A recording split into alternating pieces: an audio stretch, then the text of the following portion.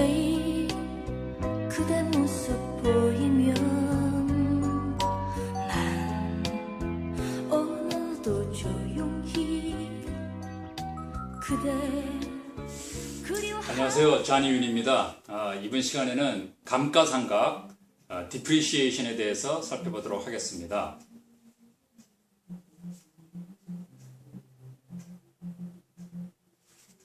디프리시에이션이라는 것은 이 부동산이 세월이 감에 따라서 그 건물이 낡아지기 때문에 가치가 하락하는 것입니다. 그래서 어떤 투자자의 입장에서 봤을 때는 그 수익을 가져다 주는 그 건물 자체가 가치가 하락하기 때문에 그 가치 하락분은 사실 사업을 하기 위한 비용이 되겠습니다. 그래서 그 디프리시에이션을 비용으로 처리한다면 그만큼 자신의 수입이 보고할 수입이 세금으로 보고할 그 과표 수입이 적어지기 때문에 그만큼 투자자한테는 유리한 것입니다. 수입 자체가 적어진다는 의미가 아니고 수입은 이 감가상각과 관련 없이 어떤 일정한 수입이 있겠죠. 그렇지만 세금을 가급적 절세를 하기 위해서 가급적 비용을 많이 계상할 수 있다면 우리가 거기 소득세를 절감을 할 수 있을 것입니다. 그런 면에서 우리가 감가상각을 비용으로 처리를 해서 소득세 납부액을 절감을 하게 되는 것입니다. 그리고 이 감가상각이라는 것은 땅은 세월이 가도 이 특별한 경우를 제외하고는요, 그것이 닳는다든가 그런 것이 아니기 때문에 감가상각은 임프루먼트, 건물에 대해서만 그렇게 적용할 수가 있습니다. 그래서 이 감가상각을 하는 방법은 몇 가지 방법이 있는데요. 가장 많이 쓰이는 방법이 straight line, 직선법입니다. straight line, 그러한 방법이기 때문에 그 방법은 간단히 지금 지금 구입한 부동산의 임프루먼트 밸류를 그 경제 수명 이 건물이 이제 완전히 가치가 없어질 때까지 그 기간으로 그 연도 수로 나눈 것입니다. 그러면 이 건물이 가치가 제로가 될 때까지 그 기간을 나눈다면 매해 일정한 양의 일정한 금액의 감가상각을 할 수 있게 됩니다. 근데 어떤 투자자 입장에서 봤을 때는 이 기간이 짧으면 짧을수록 그만큼 빨리 비용으로 많은 금액을 처리할 수 있기 때문에 유리합니다. 그렇기 때문에 IRS에서는 최소한의 어떤 기간을 설정해 놓고 있습니다. 그래서 레지덴셜, 이 주거용 부동산은 27.5년을 감가상각을 해야 됩니다. 이 레지덴셜이라는 것은 지금 이 감가상각을 한다는 것은 그만큼 이 부동산이 수익형으로 지금 사용된다는 의미죠. 왜냐하면 비용을 처리했으니까요. 그렇기 때문에 레지덴셜이라는 의미는 아파트라든지 임대주택이라든지 주거용 어떤 그러한 수익형 부동산에 대해서 27.5년은 최소한 적용을 해야 됩니다. 더 많이 하는 건 상관없지만 최소한 이렇게 해야 되고요. 커머셜은 39년을 해야 됩니다. 이제 예를 한번 들어보겠습니다. 이 이걸 주거용 이제 쓸 수 있는 그러한 부동산이라고 가정을 하겠습니다.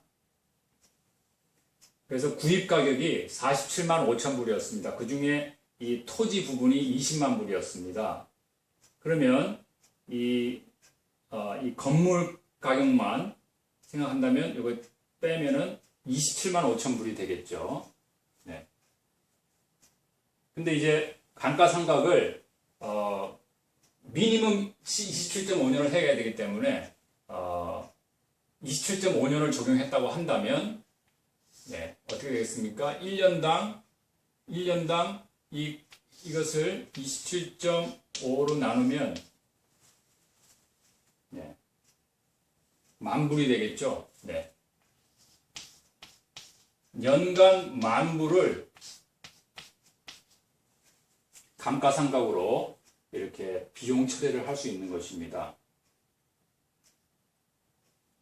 그래서 예를 들어서 10년 동안 했다고 그러죠. 10년 동안 했으면 10만 불을 감가상각을 하게 된 겁니다. 토탈.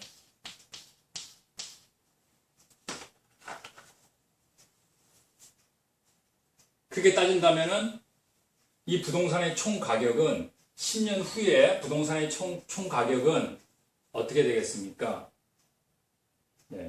27만 5천 불에서 10만 불을 제외했으니까 17만 5천 불만 남았겠죠. 그리고 땅값이 있으니까 10년 후에는 부동산 총 가격이 37만 5천 불이 될 것입니다. 부동산 총 가격이.